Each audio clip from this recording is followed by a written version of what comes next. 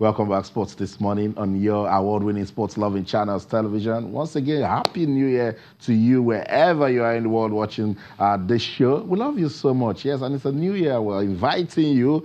So let's go on this ride together. Let's win together. That's the thread we've opened on our social media platform. And we're also listening to the Minister for Youth and Sports, Solomon Dalung. He's been addressing issues in Nigerian football. You can also tell us what you think after listening to the minister on Twitter. We're channels_sports, Facebook channels-sports. So you can send us an email, sportsthismorning@channelstv.com. What's your take? Larry and Toby, they've been reacting to the minister's comments. Let me get Toby talking again. So now, Toby, as someone has been following football in Nigeria, if you look at 2018, all of the crises, we came out, FIFA threatening to ban us, this and that. Listening to the minister speak, has peace finally come to Nigerian football? No. It's obvious, and I think it's going to really affect our football, because there needs to be this synergy between the Ministry of Sports and also the NFF, as well as other sport bodies in the country. I think it's quite sad, that there has to be this constant friction between the head of the NFF and also the sports minister. I think they need to bring this issue to an end, for the development, for the sake of development of football and the growth of football in the country, because that is paramount. That is more important, than whatever is between these two people or these two departments. I think the synergy is quite key for development of football in Nigeria. Larry, we had elections last year in Katsina. Ahmad Jupinik was returned as president. Yes. And we've not seen that in our football politics in a very long time. Yeah. And we thought it was good. And look at them, giving themselves all, Minu Megari lost out. We started whispering, has peace finally come? Is everybody okay? Yep. Then we went to, the World Cup. It was also good. The minister said, we will work with players. He has assured us that they will work with the Super Falcons. But I'm worried, Larry. Yes. That's the daddy of sports in Nigeria, the ministry. Yes. You expect that, even if they're not directly involved, they should supervise. What you heard the minister say, is the ministry doing that with the NFF?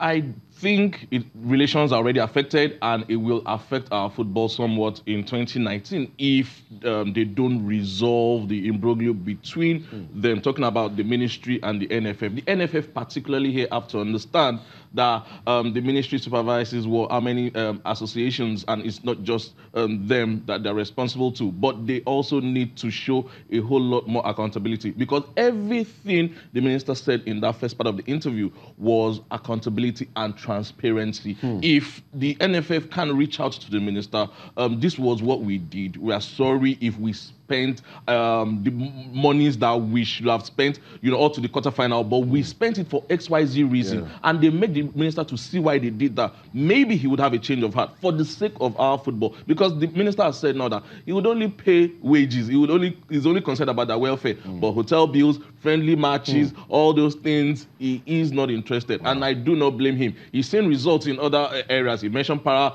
athletics. He mentioned wrestling. Next year there's the World Athletic Championship in Doha. He mentioned. So there is a lot to focus on for the minister. Football shouldn't just be his headache, and I support him on this. Support him on this. So that's the question.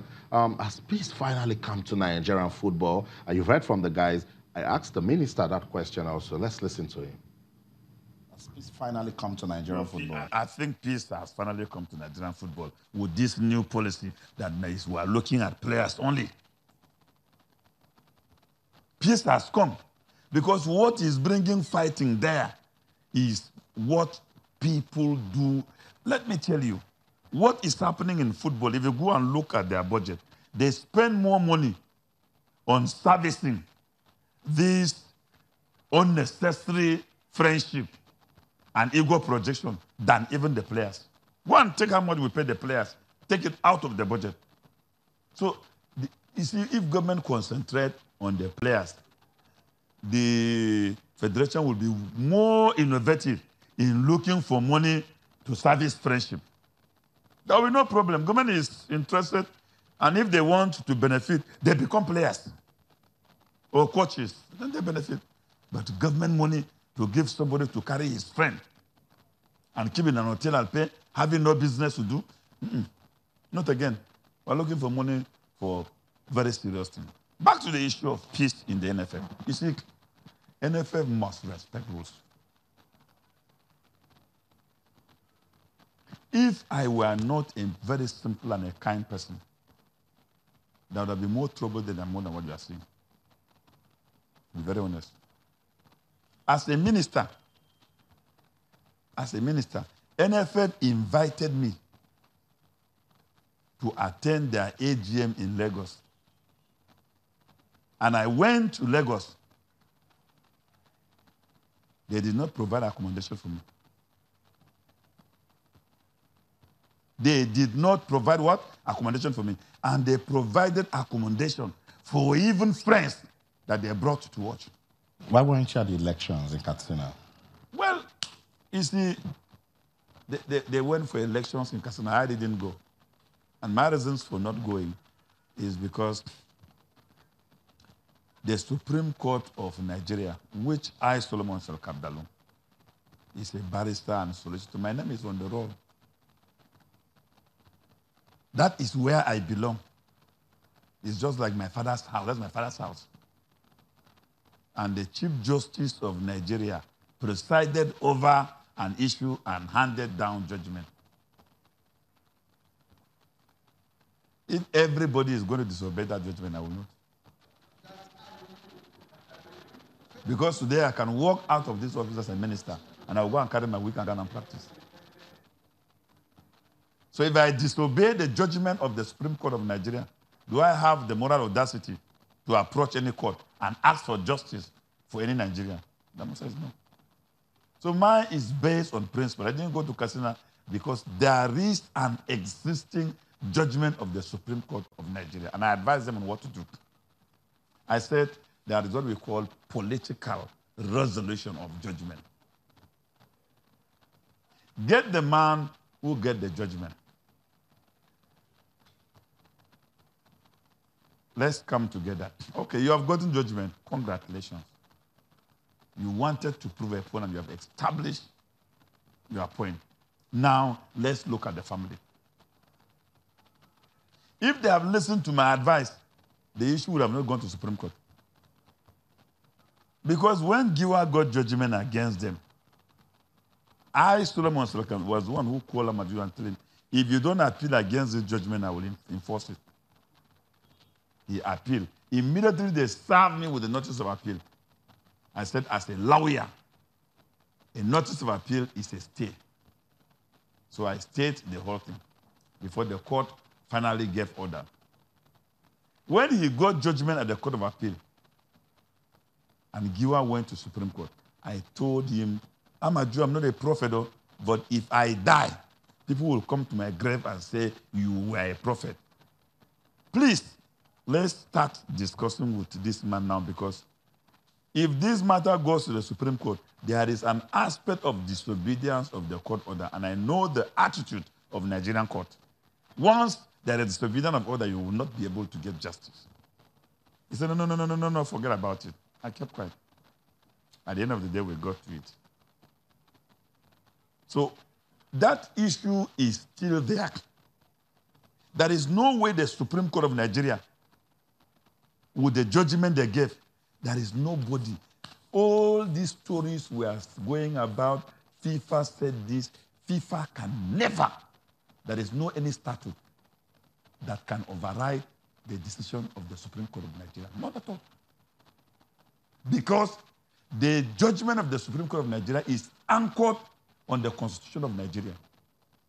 And the Constitution of Nigeria, Section 1, Section 2, says any law that is inconsistent with the Constitution is void to the level of inconsistency. There is no any international statute, none at all. I challenge any lawyer that can come and override the decision of the Supreme Court. The President of Nigeria, President Muhammadu Buhari, doesn't have the right to overrule the decision. No, he doesn't. He is constitutionally incompetent.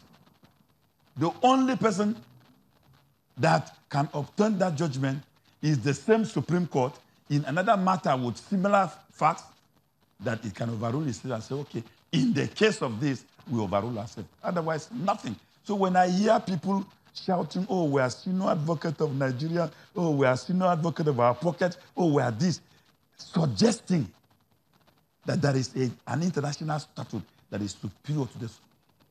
I wonder whether their names are still on the same roll in the Supreme Court, I remember. That's not known. That is known. That judgment as it is remains the position of the law in Nigeria, unless negotiated by the parties. So does that mean that you don't approve of this current leadership of the NFF? It's not even me approving. Whether I approve or I approve, I cannot change anything. It's not me. You see, I am a minister today because the Constitution of the Federal Republic of Nigeria created this office and gave me the power to be a minister. I move with security and serene. It is the law that accorded me that. We are what we are by law.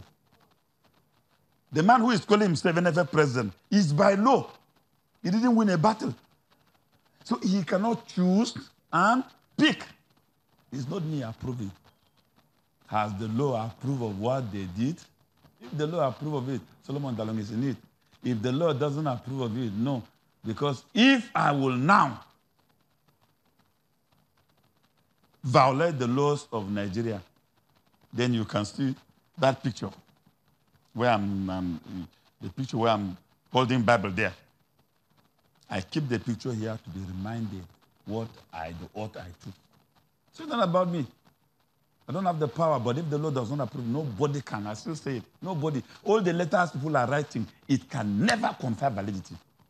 We must come back and solve the problem. And I'm willing. Whew.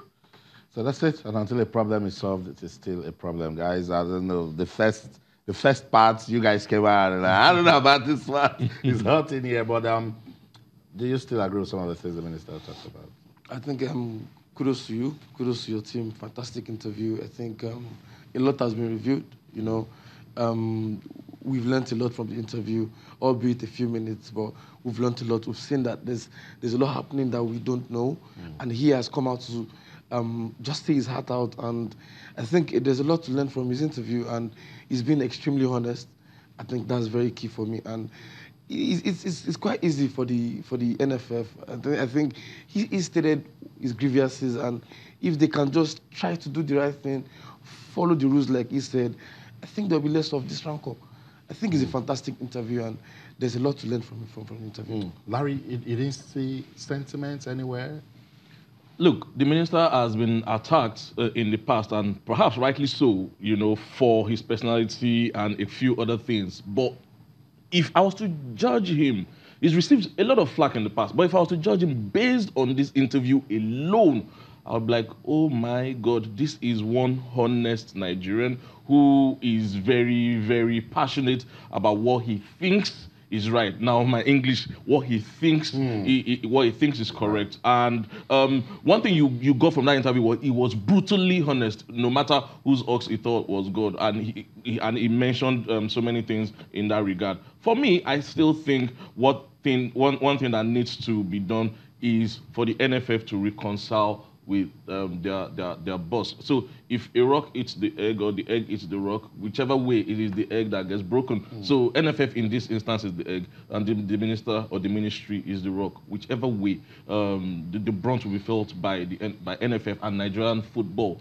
will suffer. As it stands right now, it looks like he's not even interested in football again, apart from welfare. And he said there's a new policy that will be in place, which will be for welfare and salaries and wages. Outside that, he doesn't even want to hear anything in that regard. Wow. So what's your take after listening to the minister address more issues in Nigerian football? Even talked about that one we don't like talking about, where we take football to the courts. I want to read from you on Twitter, our channels _sports, Facebook channels IFA Sports, or send us an email, sportsthismorning@channelstv.com. We are dissecting issues in Nigerian football. Yes, we love our football. It's a new year, and we want good things, new things to happen to sports in Nigeria. Let's go on another break. When we come back, 2019 is here. What's the way forward for sports in Nigeria? Because after 2019 comes 2020, and that's the Olympics. We'll talk about it. Don't go anywhere. Stay.